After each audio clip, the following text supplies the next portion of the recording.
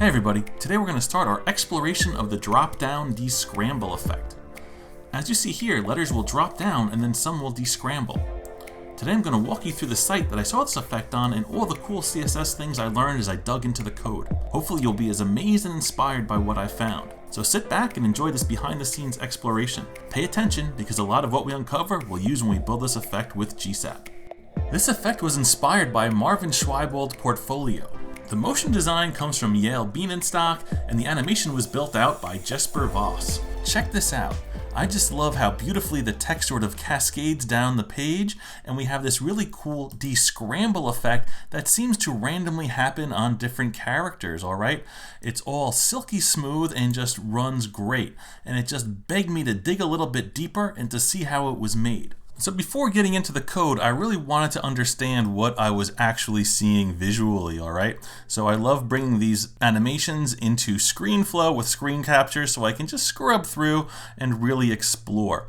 So here you're going to see, first off, that we do have text dropping down from the top, and there's sort of an overflow hidden trick being used, and you have this really hard cutoff here up top. And then you may notice that not only is each word coming in like this, but there's a really nice stagger to each line, okay? And I love the way that the second word starts before the first line is done, and the second line starts coming in before the first line is done, all the way down the page. And it gives us this sort of like angular top left to bottom right cascade, if you will, of the text dripping down the page. I just love it. And this may remind you of our multi-line text mask effect that we had built previously, where I went through great lengths to show you how it's important that the second line starts before the first line ends, because with these sort of effects, you don't want to be watching it character by character, alright? You just want things to build nice and smooth. But today's effect definitely takes us to the next level. Now, once a word builds, let's scrub back just a little bit here, we get this sort of like scramble text where it's really not the final characters. And then as I scrub forward, we'll just concentrate up here, and you'll see that some of the characters do this sort of scroll down, and the real characters come in, revealing the right word. And this effect is also staggered throughout the page too, okay? I'm going to jump over here so we can watch it all in slow motion. And you'll just see that once a word comes in, it's going to descramble, and then the other ones are going to start descrambling as well, okay? So it looks a little bit weird in super slow motion, but I think it really helps us pay attention to exactly what is happening here, okay? So just as each word builds, the lines are coming in, the descrambling starts at the top and then sort of makes its way down. Now, what's cool about or interesting, I should say, about the descrambling is that it's not every letter. So let's just focus on the first word here, okay? We'll go back to the beginning here, and you'll see we get, this is going to say German, okay? So the E, the M, and the N are the proper letters here. But as I scrub forward, you'll see, boom, the G comes in, the S is moving out, the V starts to move out, and they get replaced by the right letters, okay? And a very important part of this effect is the fact that the letters that are being replaced are the same widths, okay? You're never going to see an I get replaced or a super wide character like this W, all right? A lot of these characters in this font are the same width, and it's not always just every other character either that's being replaced. If we look at the word city down here, we're going to find, where are you? It comes in as U-I-T-Y, and it's just the C that comes in. If we go to New York over here, you have Y-P-U-K, and then if you just focus over there on the bottom left, you'll see that the middle two characters come in. So I was really intrigued at how all this was set up. It's not just your typical effect where you can throw a bunch of text at a function and it's going to miraculously work with all this variation and need for characters to be the same width. So I'm calling this sort of like an artisan handcrafted scripted animation, if you will, all right? We're going to use some very specific markup in our HTML to dictate how each word is animated in. Let's explore the awesome code that Jesper wrote to create this amazing effect. Alright, so the first thing I'm going to do is shrink this window down and watch how nicely everything adjusts to the smaller window size. I can rerun it now at this sort of like mobile width, and it's still absolutely beautiful. So let's just do a little inspection here and see exactly what we're looking at, okay? We'll start up here with this heading 1 element, all right? You'll see that we have the label, German visual designer living in New York City. So that is the whole group there. And then we're going to be broken down into rows, okay? So I'm selecting the first row here now. And let me just close it off. And I want to make it clear that we have row 1, row 2, row 3, and then row 4. And inside of those rows, let me crack open the first one, we have individual lines, all right? And these lines here look like are basically each word or maybe this image here, okay? And just a little funny story, when I was playing around with this, my son walks in and says, "Dad, what the heck is this?" And I didn't know.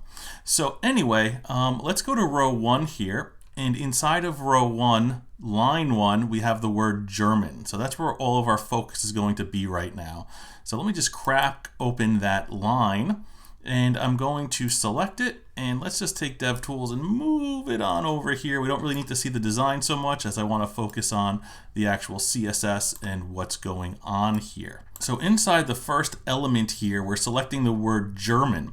And check it out here. This span tag here has the data character attribute of D, and if we crack it open, you'll see that the G is actually in the DOM, but there is a before pseudo element, okay? And what we're going to do is go over this a little bit. So the actual span here that has the letter G inside of it, if we go over to our DevTools on the right here, I want to point out a few things, all right? You'll see there is this transition delay. So all of this animation is being driven by CSS transitions, which is crazy in the kind of good and totally amazed way, all right? So for this transition delay, you'll see that it's being calculated using the variables delay, line, and character. So if we go back to sort of the root element here, or the parent, we'll see that we have line, we have delay, we have a character number here, okay? So all of that's being used for the delay calculation, which is used for that overlapping stagger effect that's so nice. And if I select the pseudo element for before, check out the style that we have up here.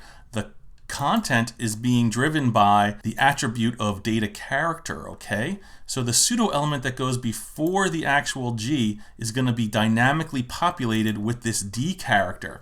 This completely blew my mind, as I've never done anything like this before, all right?